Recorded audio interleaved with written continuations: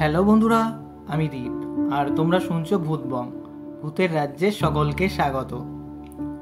বন্ধুরা, আজকে ভূতবংয়ে ঘটনা শেয়ার করেছে ঠাকুরনগর থেকে অর্পিতা ঘোষ।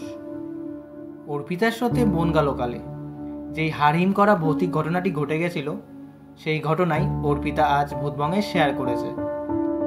তো বন্ধুরা, অর্পিতার সাথে ঘটে যাওয়া ঘটনাটি শোনার আগে তোমরা যারা এখনও পর্যন্ত ভূতবং চ্যানেলটিকে সাবস্ক্রাইব করোনি, তারা সাবস্ক্রাইব করে দাও আর পাশে থাকা বেল আইকনটিও ক্লিক করে রেখো, যাতে ভূতবংয়ের ঘটনা আসা মাত্রই তোমাদের কাছে নোটিফিকেশন পৌঁছে যায়। তাহলে চলো বন্ধুরা, রেডি হয়ে যাও, কানে হেডফোন গুঁজে নাও, চলো আজকের মূল ঘটনাটি শোনা যাক। হ্যালো দীপদা, আমি অর্পিতা ঘোষ ঠাকুরনগর থেকে বলছি। আমি তোমার ভূতবং চ্যানেলের খুব বড় ফ্যান। প্রতি শনিবার তোমার চ্যানেলের হরর স্টোরিগুলি শুনতে একদমই ভুলি না। আজ আমার সাথে ঘটে যাওয়া একটা ঘটনা শেয়ার করলাম। আশা করি ঘটনাটি ভূতবংয়ের দর্শকদের খুবই ভয়াল লাগবে। ঘটনাটি ঘটে গত বছর ডিসেম্বর মাসে শিয়ালদহ থেকে রাত 9:50 বনগালোকালে। ডিসেম্বর মাসে আমাদের কলেজে অ্যানুয়াল ফাংশন ছিল।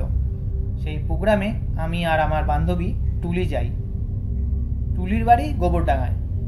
অ্যাকচুয়ালি ও গেছিল বলেই আমি ফাংশানে গিয়েছিলাম। রাত 8টার মধ্যে আমরা ফাংশন শেষ হওয়ার আগেই কলেজ থেকে বেরিয়ে যাই। কারণ হচ্ছে রাত 9টার বনগা লোকালটা ধরতে হবে। কিন্তু শিয়ালদা স্টেশন পৌঁছাতে পৌঁছাতে জাস্ট কিছুক্ষণ আগে ওই ট্রেন ছেড়ে চলে যায়। আমরা দুজনই খুব চিন্তায় পড়ে যাই, কারণ পরের ট্রেন অনেক লেট। পরের বনগা লোকাল রাত 9:50। বাড়ি পৌঁছাতে পৌঁছাতে রাত হয়ে যাবে। তার মধ্যে শীতকাল, শীতের রাত মানে 9:10 মানে অনেক রাত। বাড়িতে ফোন করে জানাই যে ট্রেন মিস করেছি, তাই ফিরতে লেট হবে। মা তো খুব বকা দেয়, আর ভালোভাবেই জানি যে বাড়ি গেলেও অনেক ছাড় খাবো। যাই হোক, রাত 9:50 বনগা লোকালটা ধরি। আমরা দুজন লেডিস কামরায় উঠি। ট্রেন তখন ভালোই ভিড় ছিল। সেই সময় আমাদের খুব খিদে পায়। আমরা কলেজ থেকে বিরিয়ানির প্যাকেট পেয়েছিলাম। আমি টুলিকে বলি, চল খেয়ে নিই। টুলি বলে, না দাঁড়া, এত ভিড়ের মধ্যে খাওয়া যায় নাকি, ট্রেনটা কিছুটা ফাঁকা হবে তারপরে খাবো। আমিও বলি ঠিক আছে, তাই হবে। ট্রেনটা বারাসাত স্টেশন পৌঁছাতে পৌঁছাতে অনেকটাই ফাঁকা হয়ে যায়। তখন আমাদের লেডিস কামরায় হাতে গোনা 4জন প্যাসেঞ্জার, আর ওই বারাসাত স্টেশন থেকে একজন মহিলা ওঠে। ওই পাগল টাইপের, নোংরা একটা কাপড় পরা। উনি গেটের সামনেই দাঁড়ায়। আমরা ট্রেনটা ফাঁকা বলে বিরিয়ানিটা খাওয়া শুরু করি। আমরা খাচ্ছি আর ওই মহিলা না কন্টিনিউ তাকিয়ে আছে। টুলি বলে, ওই একটু ঘুরে আড়াল করে খাই চল। সেই মতো আমরা একটু ঘুরে আড়াল করে খাচ্ছিলাম। আমাদের খাওয়া শেষ।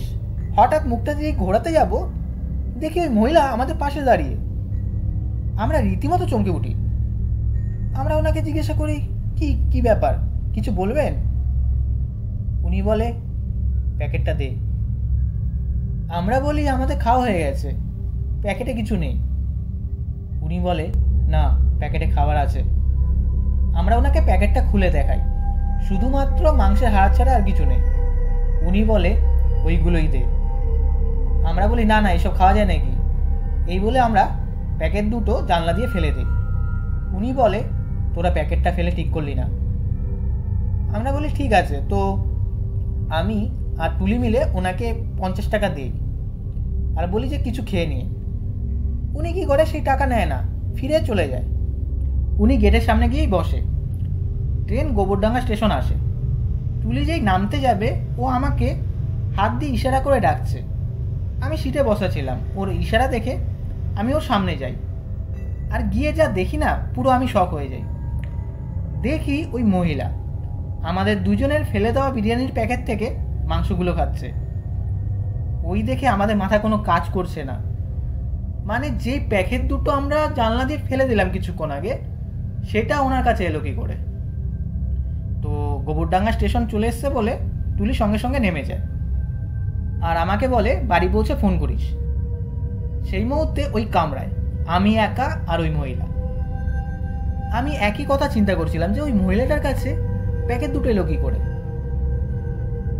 তো আমি সিটে বসে ঠাকুরের নাম জপ করছিলাম, আর পুরো ঘেমে জল হয়ে গেছি। যাই হোক, শেষমেশ ঠাকুরনগর স্টেশন আসে। যেই ট্রেন থেকে নামতে যাব দেখি সেই মহিলা গেটের সামনে বসা নেই, পুরো উধাও। প্ল্যাটফর্মে নেমে দেখি বাবা দাঁড়িয়ে। প্রথমেই তো আমাকে খুব ঝাড় দেয়। তারপর আমরা ওভারব্রিজ দিয়ে পার হচ্ছিলাম, ব্রিজ পুরো ফাঁকা। আমি দেখি সেই মহিলা বিরিয়ানির প্যাকেট দুটো নিয়ে মাথা নিচু করে বসে। আমি এবার কনফার্ম হয়ে যাই যে এটা কোনো পাগল না, এটা অশরীরই কিছু। আমি আর বাবা ওনার সামনে দিয়ে যাই। আমি ঘাড় ঘুরিয়ে পেছন ঘুরে ওনাকে দেখতে দেখতে যাচ্ছি। বাবা এক ধমক দিয়ে ওঠে, বলে, কিরে পেছনে তাকাতে তাকাতে যাচ্ছিস, হোঁচটকে পড়বি, ভালো হবে। আমি বলি, দেখো বাবা ওই মহিলাটাকে। বাবা তাকিয়ে দেখে। বাবা বলে, কোথায় মহিলা? আমিও দেখি যে ওই মহিলা পুরো উধাও হয়ে গেছে, ওইখানে কেউ বসা নেই। বাবা আমার মুখ চুখ দেখে বুঝে যায় যে কিছুটা একটা হয়েছে। বাবা বলে, কিরে কী সব ভুলভাল বলছিস, কোনো ভয়টাই পেয়েছিস নাকি?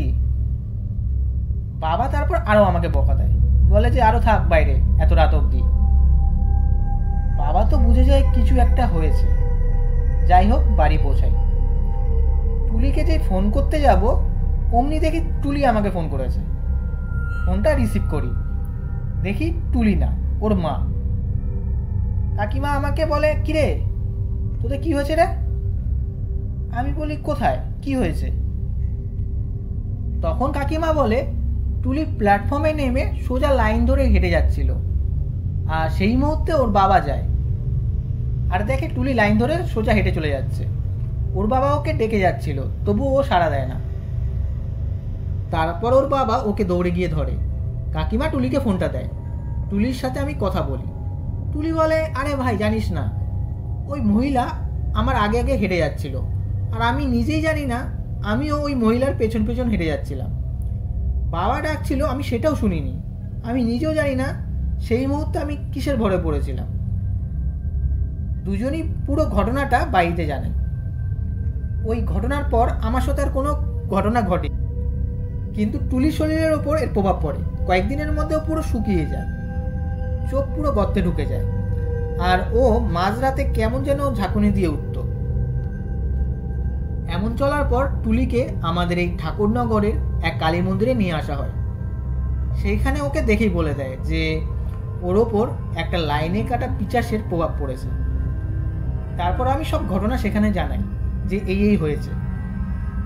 সেখানে বলে আমার উপর প্রভাব ফেলতে পারিনি, এমনকি মেরে ফেলতেও পারত, কিন্তু আমার কোনো ক্ষতি করতে পারিনি। এর প্রধান কারণ হলো আমার গলায় একটা ওং লেখা লকেট ছিল, সেজন্যই সেই জিনিসটা আমার কোনো ক্ষতি করতে পারিনি।